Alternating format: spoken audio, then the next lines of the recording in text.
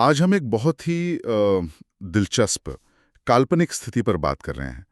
सोचिए अगर Elon Musk अपनी कोई राजनीतिक पार्टी शुरू करें तो। हाँ, और उससे भी ज्यादा जरूरी सवाल ये कि इसका भारत पर क्या असर पड़ सकता है। बिल्कुल।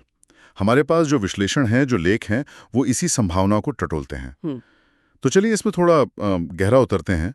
एलन मस्क और राजनीति, ये सुनने में ही मतलब काफी कुछ सोचने पर मजबूर करता है। सही। जिन स्रोतों का हम देख रहे हैं वो ये इशारा करते हैं कि ऐसी कोई भी पार्टी अमेरिका की जो मौजूदा राजनीति है उससे एक तरह की निराशा से शायद जन्म ले। हम्म। और इसका फोकस जाहिर है टेक्नोलॉजी, बिजनेस के लिए अच्छा माहौल, फ्री स्पीच खासकर ऑनलाइन और इनोवेशन। हाँ, और आर्टिफिशियल इंटेलिजेंस, स्पेस एक्सप्लोरेशन, इन सब में बड़े सरकारी निवेश का आइडिया भी इसमें लगता है शामिल होगा। हाँ, और यहीं पर मतलब भारत का एंगल बहुत महत्वपूर्ण हो जाता है।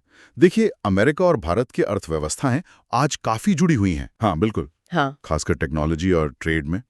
तो अमेरिकी पॉलिसी में कोई भी बड़ा बदलाव, मान लीजिए इस तरह की पार्टी कुछ लाती है, हाँ तो उसका असर भारत पर पड़ना तो लगभग तय ही है। विश्लेषण यही कहते हैं। हाँ, ये तो है।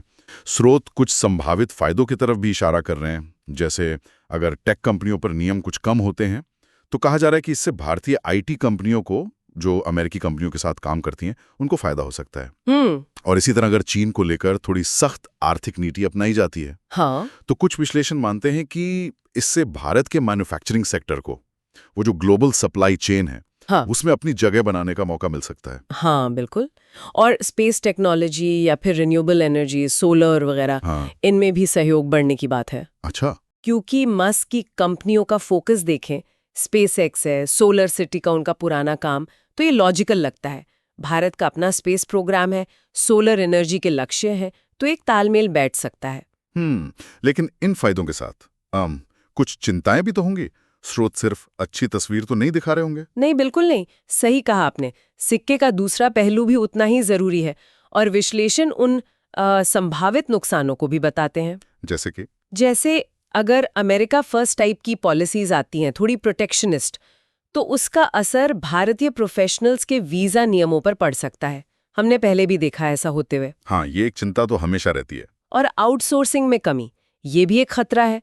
भारत का जो आईटी और बीपीओ सेक्टर है, वहां नौकरियों पर दबाव आ सकता है। और वो अमेरिका चीन तनाव का भी जिक्र है, अगर वो बढ़ता है। हाँ, वो अगर और गहराता है तो भारत के लिए दोनों बड़ी ताकतों के बीच बैलेंस बनाना वो और मुश्किल हो जाएगा। एक जटिल स्थिति होगी वो।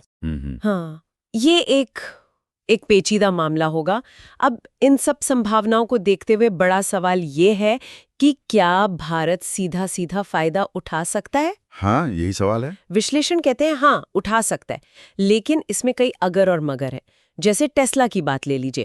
भारत में प्लांट लगाने की बात तो कब से चल रही है। हाँ, काफी समय से। तो अगर मस्क की काल्पनिक पार्टी इलेक्ट्रिक गाड़ियों और ग्रीन एनर्जी को सपोर्ट करने वाली नीतियां लाती है और साथ में भारत भी वैसा माहौल बनाता है, तो शायद ये हकीकत बन जाए। और स्पेसएक्स या स्टारलिंक, उनका क्या? वही बात, स्पेसएक्स भारत के स्पेस मिशन में पार्टनर बन सकता है, और स्टारलिंक, वो जो सैटेलाइट इंटरनेट है, हाँ। वो भारत के दूर दराज के इलाकों में कनेक्टिविटी ला सकता है।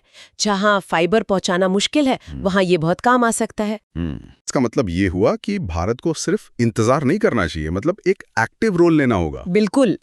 विश्लेषण इसी तरफ इशारा कर रहे हैं कि भारत को तैयार रहना होगा।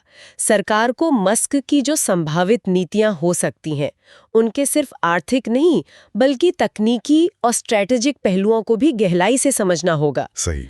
पार्टनरशिप के नए रास्ते खोजने होंगे, टेक्नोलॉजी ट्रांसफर हो, भारतीय स्टार्टअप्स के लिए फंडिंग हो, या फिर एजुकेशन और रिसर्च में सहयोग।